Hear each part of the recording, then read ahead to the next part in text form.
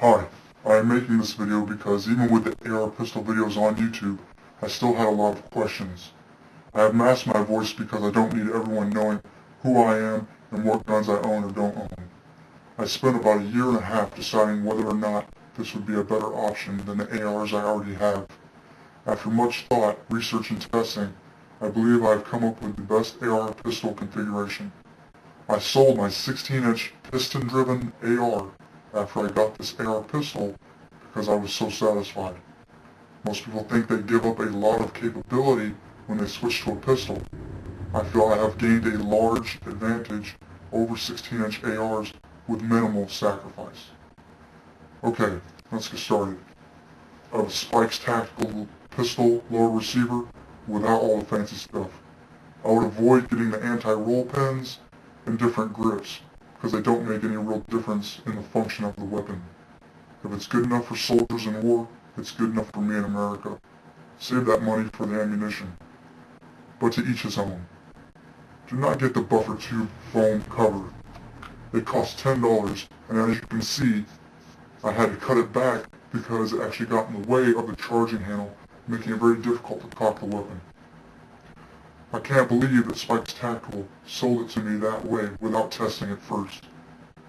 I would recommend having the ambidextrous safety latch plate point sling installed.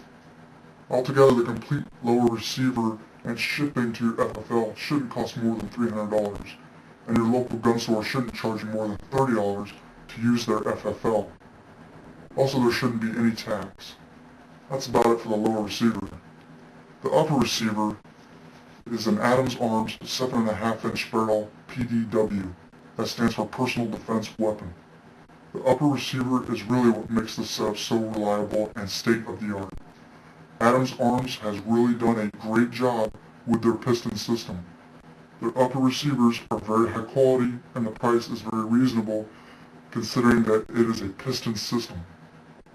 I paid with shipping $720 for the Delta Ring quad rail type model. They make a free floating barrel option, but it is about $200 more, and a free floating barrel on a pistol seems unnecessary given that I won't be shooting past 300 meters. Also, the free floating option looks a bit heavier. That's the basic setup.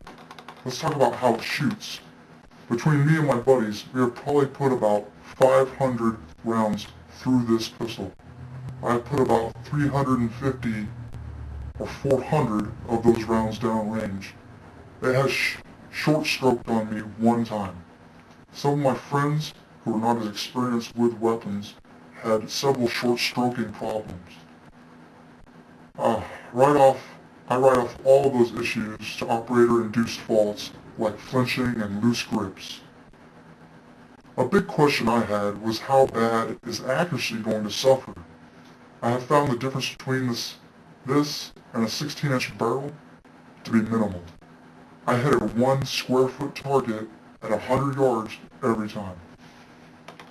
Another question that is not answered on YouTube and almost seems to be avoided, probably because of legal reasons, is can you shoulder this weapon and fire it comfortably as if you had an M4 with the stock all the way forward?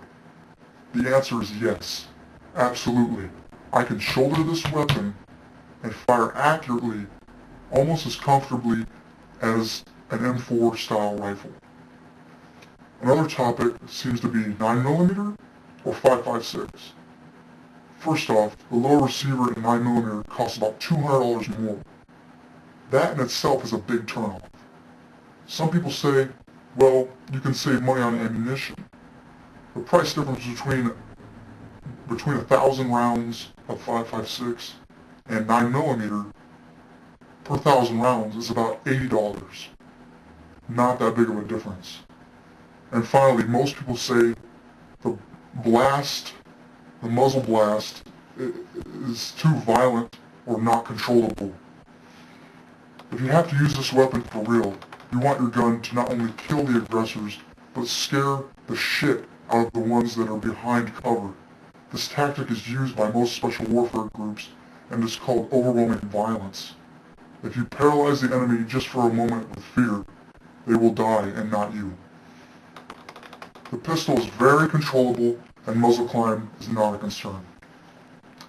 And of course the biggest reason to use 5.56, though is its ability to defeat all soft body armor. Let's not forget the North Hollywood shootout. This would have been an instant showstopper in that situation. And now for my final thought. This is a superior weapon option for a shit hits the fan scenario. Getting in and out of vehicles is easy due to the overall length being only 24 inches. Accuracy is good, reliability is great, and concealability is possible and legal as long as you have a concealed carry permit, whether it's in your vehicle or on your person. I believe this is superior to SBR/AOW weapons because of the almost equal functionality and almost zero paperwork and headaches.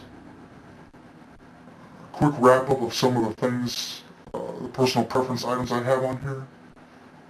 The flashlight is a Streamlight TLR-1S, costs $105 with shipping.